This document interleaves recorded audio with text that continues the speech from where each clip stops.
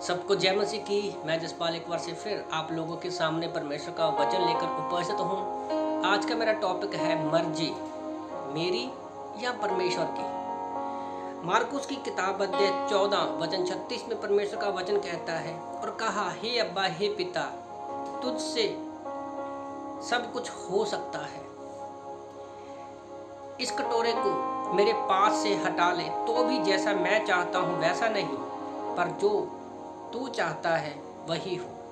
तो यहाँ पर अगर हम लोग देखें, इसका हिस्टोरिकल बैकग्राउंड ये है कि अभी गतसमनी के बाग में यीशु मसीह है। क्रूस पर जाने से पहले वो गतसमनी के बाग में बैठकर प्रार्थना कर रहे हैं, और ये वो समय है जब पूरी दुनिया की दुष्ट आत्माएं, शैतान की सारी ताकतें उसको क्रूस पर जाने से रोक रहा है। और यहाँ पर हमें कुछ बातें देखने को मिलती है, जैसे कहा कि हे पिता, तुझसे ये सब कुछ हो सकता है। वो पिता से प्रार्थना करता है। पिता सब कुछ करने वाला परमेश्वर है, पर फिर भी कहता है कि परमेश्वर, यहाँ पर यीशु मसीह इसलिए नहीं कह रहा कि ये कटोरा मेरे पास से दूर कर ले क्योंकि वो डरता है क्रूस पर जाने से, नहीं, क्योंकि उसको पता है कि वो अपने पिता से कभी भी संगति नहीं तोड़ना चाहता। उसको पता है कि अगर मैं क्रूस पर गया तो मेरी पिता के साथ संगति टूटेगी, पर फिर भी वो कहता है कि पिता, मेरी नहीं तेरी जो इच्छा वो पूरी हो जाए। तो यीशु मसीह ने अपनी इच्छा में नहीं, उसके पास इच्छा थी, हमारे पास भी खुद की इच्छा है, उसने अपनी इच्छा को पूरा नहीं किया। जिस कार्य के लिए उसको चुना गया था, उसने परमेश्वर की इच्छा को पूरा किया और वो क्रूस पर गए।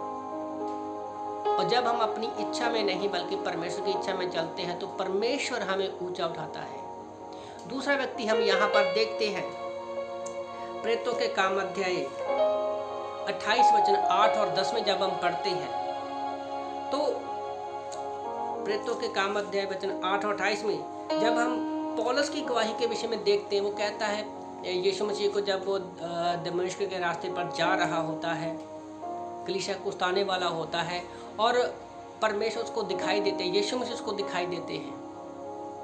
वो कहता है, परमेश्वर तुम कौन हो?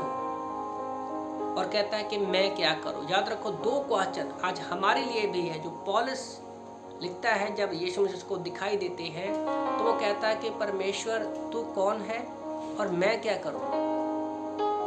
आज वही सवाल परमेश्वर हमसे भी पूछता है, हमें यही सवाल परमेश्वर से करना है।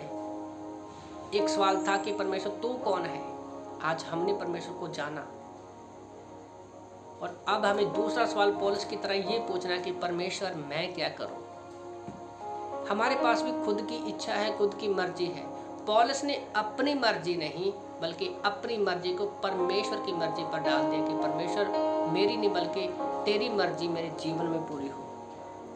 उसने कहा कि प्रेरितों के काम अध्याय 23 वचन 11 में जब उसने अपनी मर्जी परमेश्वर पर डाली कि मैं क्या करूं, तो परमेश्वर ने कहा कि तूने जैसे यरूशलेम में गवाही दी है वैसे ही तुझे रोम में भी देनी होगी। तो उसके लिए एक पूरा प्लानिंग परमेश्वर उसको दे दिया कि तू अन्य जातियों के लिए इस्तेमाल होगा। आज आप अपने बारे में सोचो, शायद हम यरूशलेम में हैं, हमारे लिए यरूशलेम क्या है जिस एरिया में हम लोग हैं। अगर आज हम अपनी मर्जी परमेश्वर पर डालते हैं, परमेश्वर दूसरी जगह पर जाने के लिए हमारे लिए द्वार खोलेगा। पर सवाल ये पैदा होता है कि क्या मैं अपनी मर्जी पूरी कर रहा हूँ या परमेश्वर की।